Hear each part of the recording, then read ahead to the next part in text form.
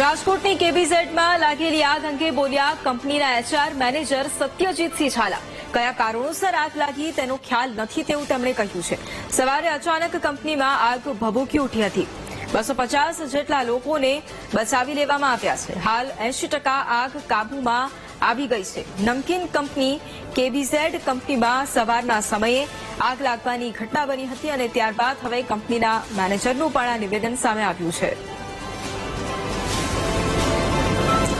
અને જેટલા maximum fire બ્રિગેડના જે વાહન છે એ પહોંચી શકે એવી વ્યવસ્થા કરાવેલી છે।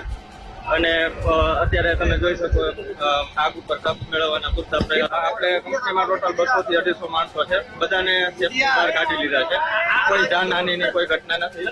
એ હજી સુધી કારણ બંધ છે આગ એટલી ખાલી એટલી જ જાણ થઈ શકી કે આગ લાગી છે જાણ કરેલી છે।